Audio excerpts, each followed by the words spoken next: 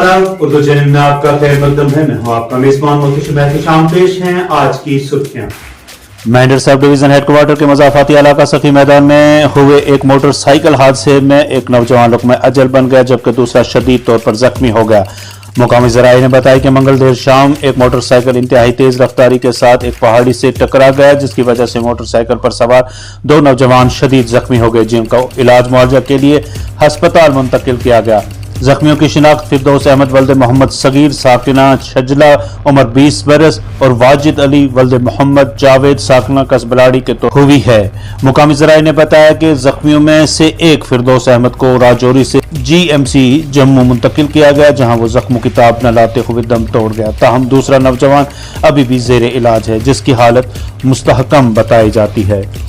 NIA की अदालत ने जिला किश्तवाड़ के 23 मिलिटेंटों के खिलाफ गैर जमानती वारंट जारी किए हैं जो पाकिस्तान से काम कर रहे हैं और वहीं मुकीम हैं। ज़राए के मुताबिक उन्होंने मुख्तलिफ अस्करी तंजीमों में शमूलियत इख्तियार की थी और फिर पाकिस्तान पहुंच गए जहां से उन्होंने वादी चनाब में दहशतगर्दी के बहाली के लिए काम शुरू किया। ताहम सिक्योरिटी इदारों ने सिविल इंतजामिया ने सख्त रवैया अपनाया है और 23 मिलिटेंटों की जायदादों की निशानदेही के लिए मुख्तलिफ टीमें तश्कील दे दी हैं। ये जायदादें मुंसलिक होंगी। आज जारी हुक्मनामे के मुताबिक CIO DYSP सी किश्तवाड़ ने मुलजमीन के खिलाफ गैर जमानती वारंट जारी करने के लिए इस अदालत से दरख्वास्त की है। इसमें मजीद कहा गया है कि इस बुनियाद पर कि उनके नाम से UAP 13/18/39 एक्ट 1967 के तहत पुलिस स्टेशन छात्रों में 222 के FIR नंबर 90 में तहकीकात के दौरान सामने आए हैं। फिलहाल MHHUGI LETHUI तंजीमों के कारिंदों के तौर पर काम कर रहे हैं और अस्करी हमला करने के लिए सरहद पार से भारतीय इलाके में मुल्क मुखालिफ सरगर्मियों में मुलव्विस हैं। पुलिस बयान के मुताबिक पुलिस स्टेशन छात्रों में FIR नंबर 90/222 में तमाम अफराद की शमूलियत सामने आई है, इसलिए तफ्तीश के दौरान और मुकदमे की समाअत के दौरान भी तमाम मुलजमान की मौजूदगी लाजमी है। इसलिए 23 मिलिटेंटों के खिलाफ गैर जमानती वारंट जारी किए गए हैं और इसकी तामील के लिए SSP किश्तवाड़ SHO छात्रों को भेजा गया है। दरियासना SSP किश्तवाड़ जलील पसवाल ने कहा कि दहशतगर्दी में शामिल होने के बाद 36 अफराद पाकिस्तान में दाखिल हुए थे और उसी के मुताबिक किश्तवाड़ में उनके खिलाफ FIR दर्ज की गई। इससे कबल हमने दहशतगर्दी में मुलविस 13 अफराद के खिलाफ नाकाबिल जमानत वारंट लिया था और अब हमने पाकिस्तान से सरगर्म 23 दहशतगर्दों के खिलाफ नाकाबिल जमानत वारंट हासिल किए हैं। SSP ने कहा कि हम इन्हें गिरफ्तार करना चाहते हैं चूँकि वो पाकिस्तान में है। हम रिकॉर्डर नोटिस जारी किया है। हमने 23 दहशतगर्दों के खिलाफ वारंट अमल दरामद किए हैं और एक इंटरपोल में शामिल करने के अमल भी शुरू किया है।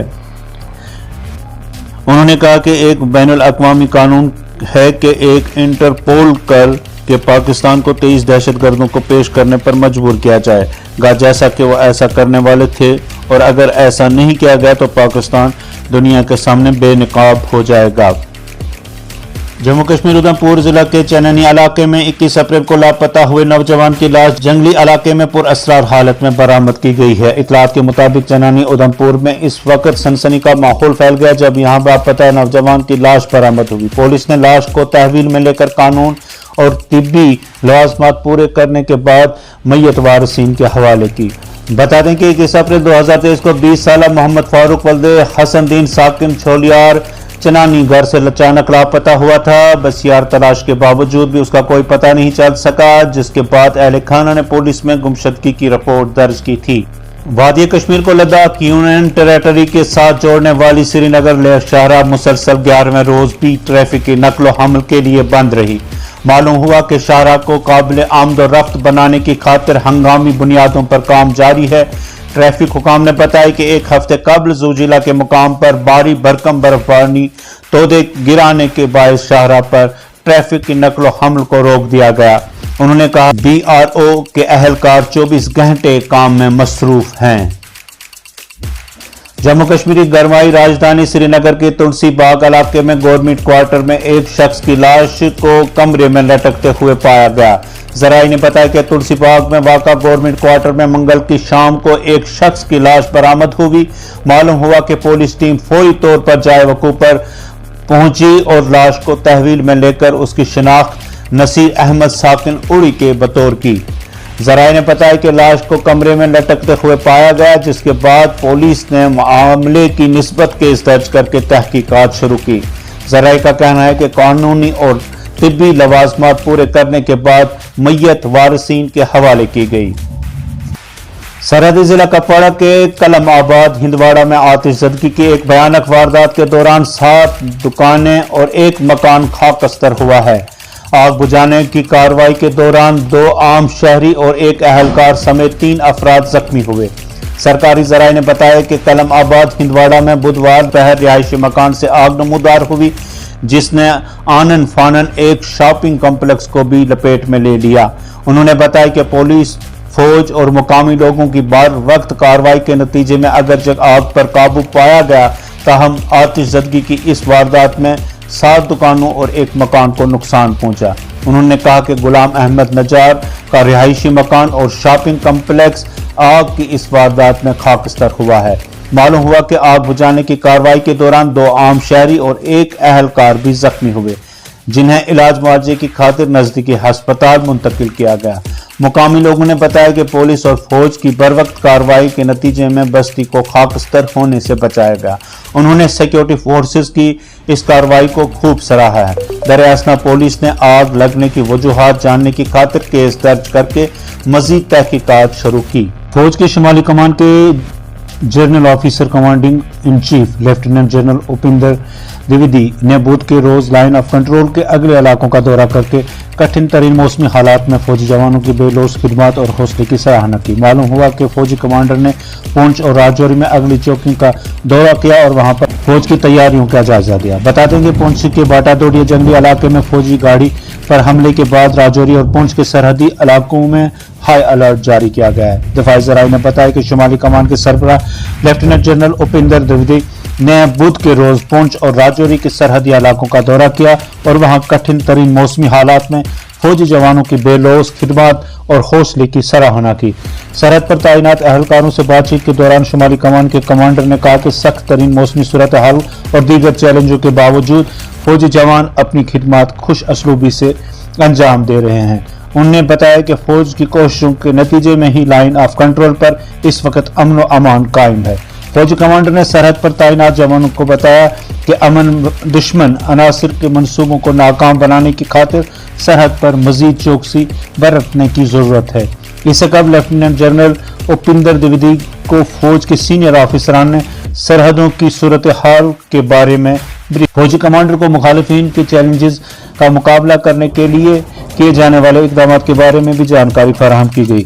ذرائع نے بتایا کہ موصوف فوجی کمانڈر نے پونچھ اور راجوری کے دورے کے دوران فوج کے سینئر آفیسران کے ساتھ گفت و شنید کی اور لائن آف کنٹرول پر قائم مستحکم در اندازی مخالف گریڈ کی سراہنا کی۔ دفاعی ذرائع نے بتایا کہ لیفٹیننٹ جنرل اپندر دویدی نے LOC پر جنگ بندی کے معاہدے کی پاسداری کرنے کے لیے فوج کے نظم و ضبط کی داد دی۔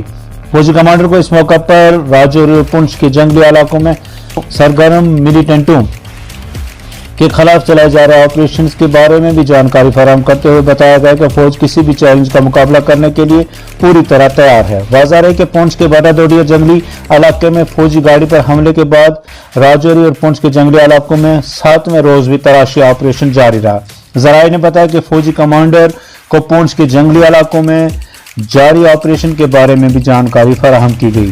معلوم ہوا کہ شمالی کمان کے سربراہ نے آفیسران کو ہدایت دی کہ ملک مخالف سرگرمیوں میں ملوث افراد کے خلاف سخت کارروائی عمل میں لائی جائے۔